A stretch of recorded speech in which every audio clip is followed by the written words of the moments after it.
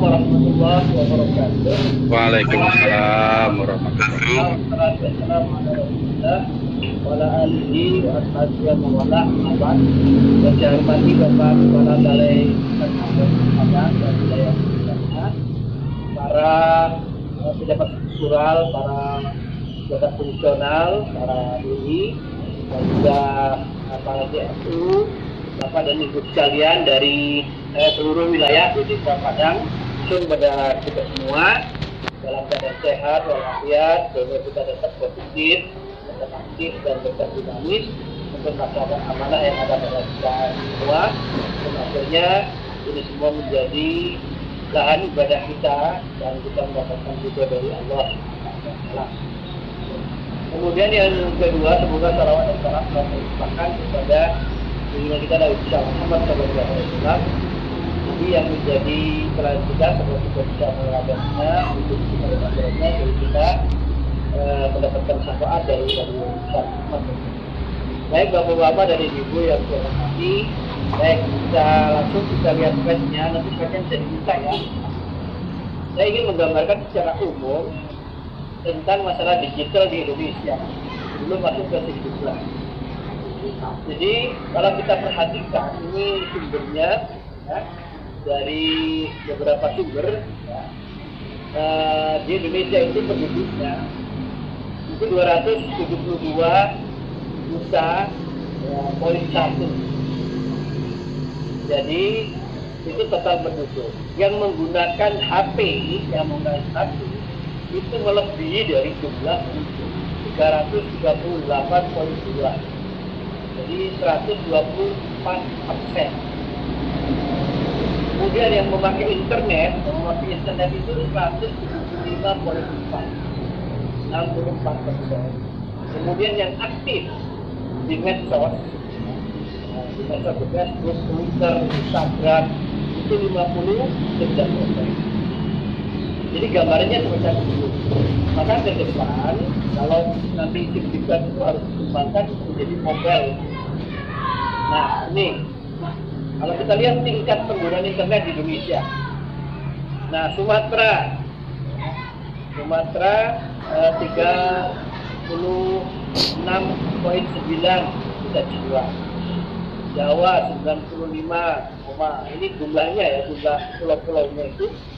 Nah dari jumlah yang sekian banyak, tentu peluang yang paling banyak adalah di Jawa dan di Sumatera.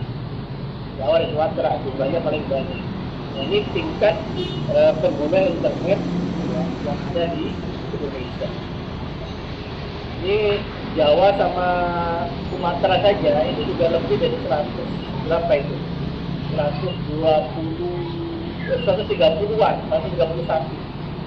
Nah, yang lain kan cuma Kalimantan 111 juta, kemudian mana ini Bali dan NTB itu 8,9, Sulawesi Papua itu 18. Saya kira poinnya ada di Jawa dan di Sumatera. Itu pengguna internet. Baik, berikutnya. Nah, perkiraan lalu lintas data. Ini sekarang kan harus bermain data. Karena sekarang juga ada kata data dengan data yang banyak banget itu bisa dianalisis.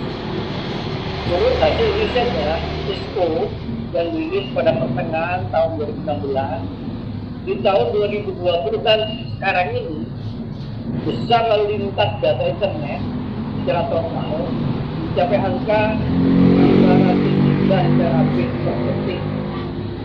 Angka ini setara dengan 143 juta orang yang menonton video HD secara streaming bersama setiap hari saja.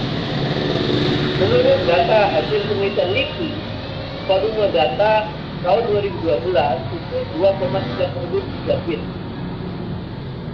atau 2,3 juta PKB. Sampai tahun 2020, ini sudah tahun 2020 sekarang, 43 triliun gigabit atau 43 juta PKB. Jadi sangat luar biasa penggunaannya. Bukan berikutnya. Berikutnya online online content activities. Ya. Jadi melihat konten-konten ya, dari internet itu yang pertama melihat video itu 90% lihat video. Ya. YouTube yang paling 90% YouTube. Sekarang itu kita mau belajar agama juga bisa YouTube, belajar samping di YouTube, belajar apapun, belajar bukan juga YouTube juga sudah ada. Itu 99% itu melihat. Kemudian melihat vlog, ini biasanya yang suka membuat vlog. Ini vlog. Nah, melihat streaming musik 84%, melihat radio station 58%, melihat mendengar ya, podcast ini lagi trend, bagaimana jadi komputer dan sebagainya.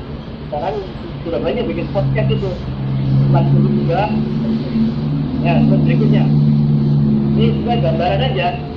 Jadi pertumbuhan penggunaan aplikasi sampai April 2020 itu media sosial itu paling banyak. Jadi media sosial, video streaming, e-commerce, jasa antar makanan ya, GoFood ya, yang sering kita pakai. Terus kehadiran jarak jauh, pembayaran digital. Sekarang bank-bank itu sudah sepi juga karena sudah pakai mobile banking. Jadi ini persentase pertumbuhan penggunaan aplikasi. Jadi yang paling banyak masih media sosial. Ya masih banyak anunya lah. Banyak apa? Ini datanya dari Katadata ya, katadata.com. Masih banyak apa istilahnya kalau media sosial itu masih banyak silaturahminya, Facebook, lewat Instagram, lewat Twitter dan sebagainya. Kendati pun di situ juga bisa untuk jualan juga sebenarnya. Bukan juga ada itu. Juga untuk pengajian juga bisa lewat Facebook dan seterusnya dan seterusnya. Tapi lebih banyak ya ya netizen ya begitu tuh ya menanggapi foto, menanggapi video dan sebagainya. Jadi ini penggunaan yang paling banyak pesan singkat itu WA maupun SMS. WA lah, ya kan lebih banyak di WA. Nah itu, baik berikutnya. Nah ini gambarannya ya berapa penggunaan apa itu aplikasi, penggunaan macam-macam lah. Ada Skype, ada musik, ada dan sebagainya. Yang kita lihat. Next berikutnya, ini gambaran aja. Nah, ini beberapa omongan Pak Presiden Joko Widodo saat memberikan sambutan pada peresmian pengoperasian palaparing paket timur di Istana Negara.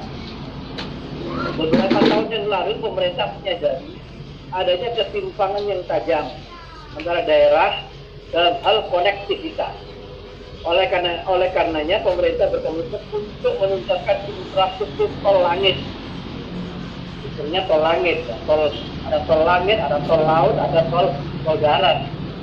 Tol darat kan sudah kita rasakan.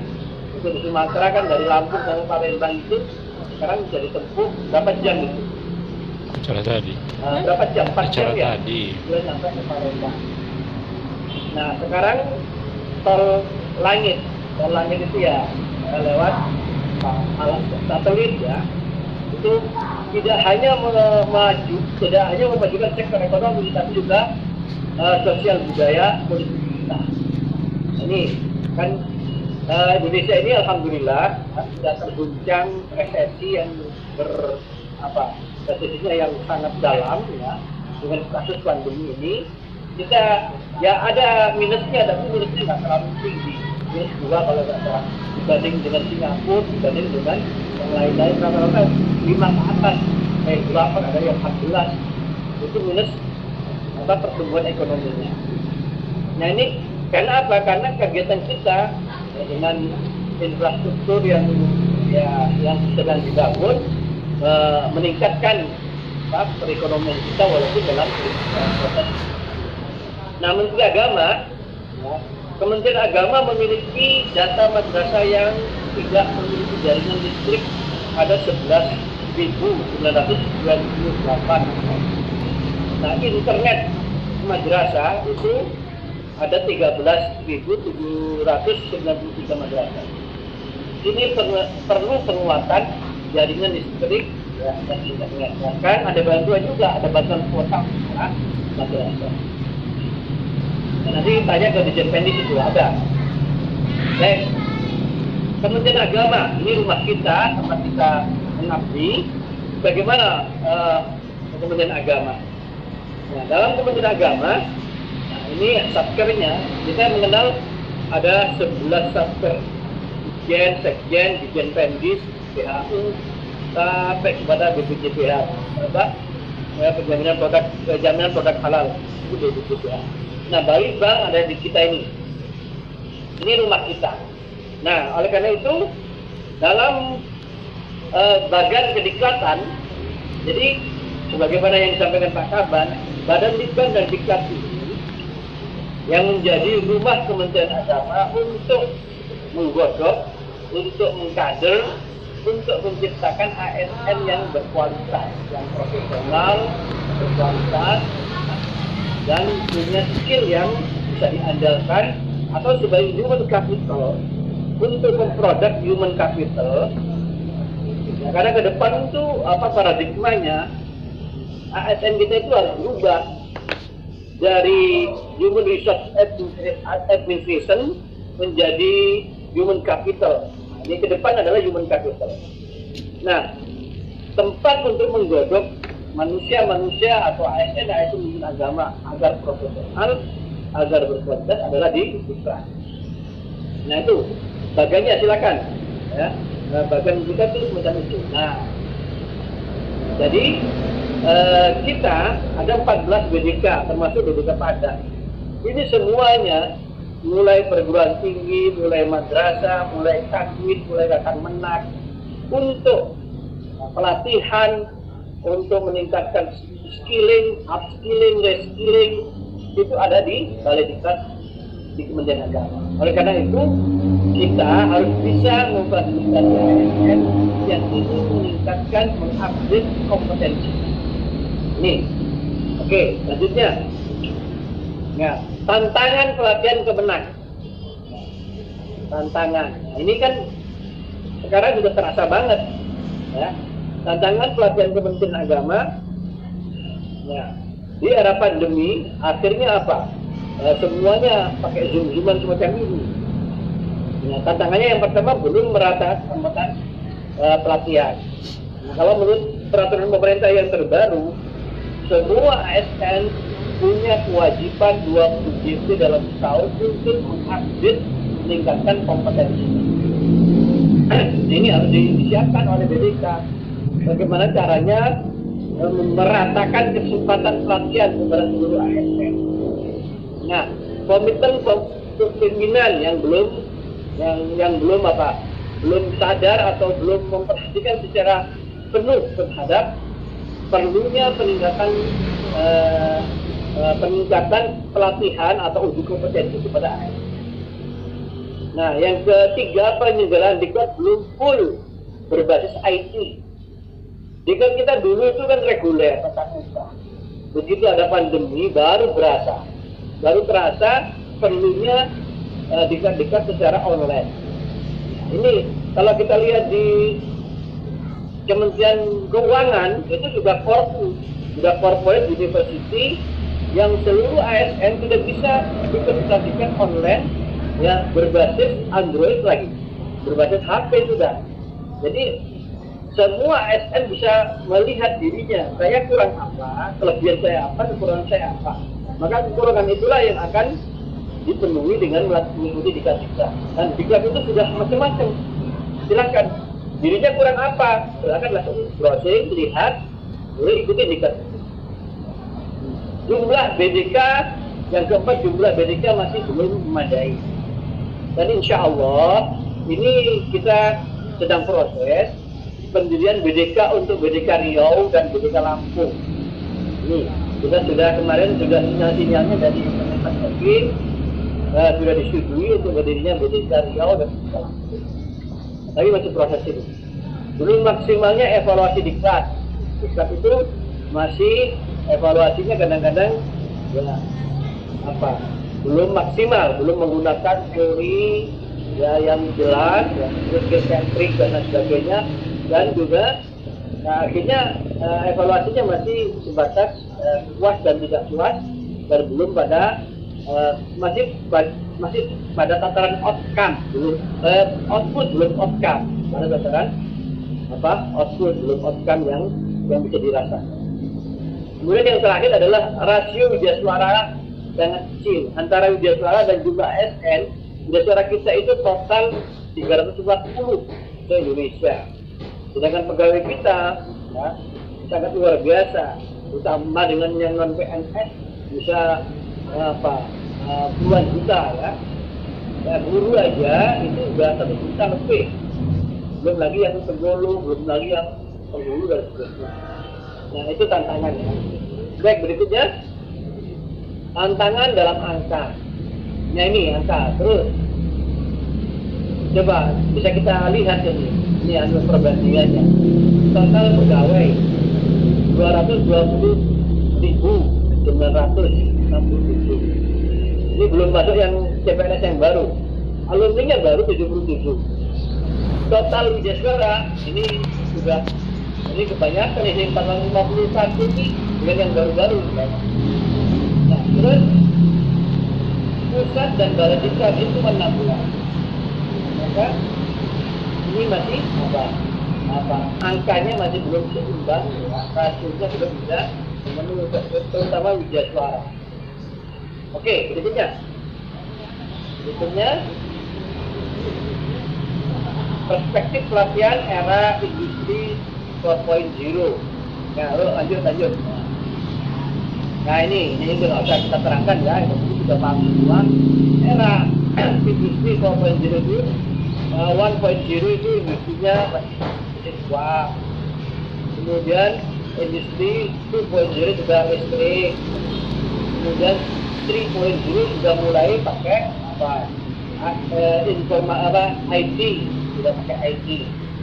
Nah, kemudian 4.0 sudah cyber, ya, sudah digital, cyber digital system, internet of things dan network dan seterusnya sampai kepada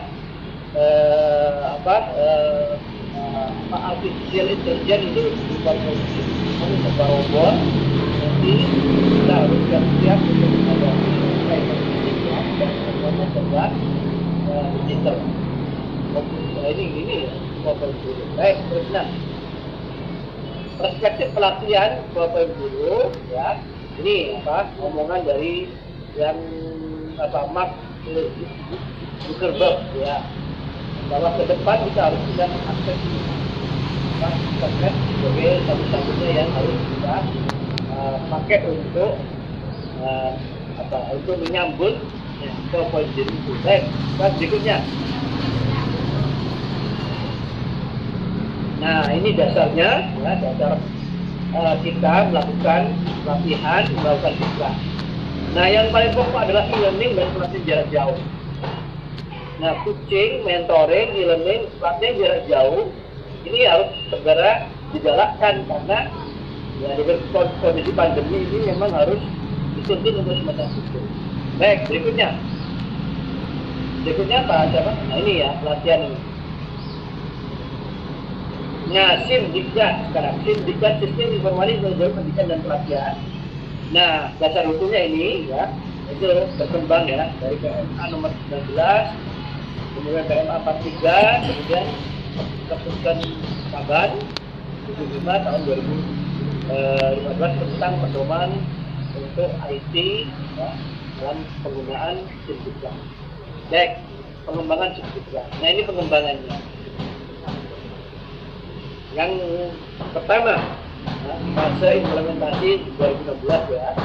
Nah ini pengembangan yang sekarang ini adalah pengembangan SIMDiklat versi 2.1 ya. 2.1 ini.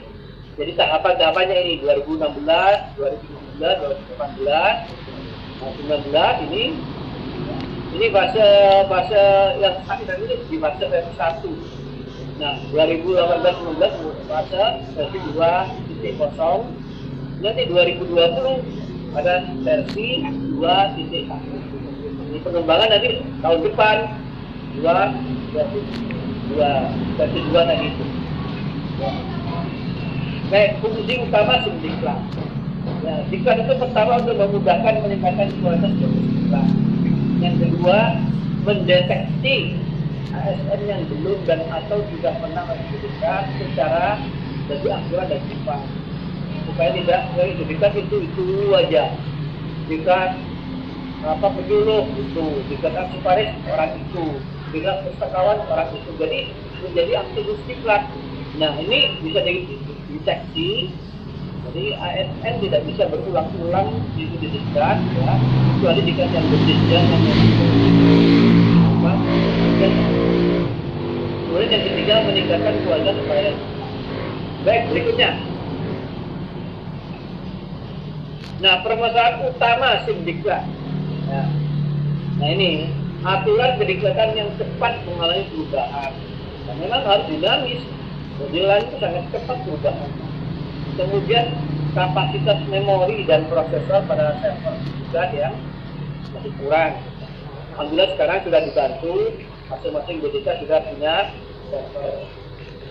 Kemudian permasalahan jaringan internet, termasuk begini nih, Zoom ini kalau internetnya lagi turun, bandwidthnya lagi turun, juga nggak jelas gambar dan suaranya. Ini persoalan ya, mudah-mudahan ke depan sudah bisa diangkat.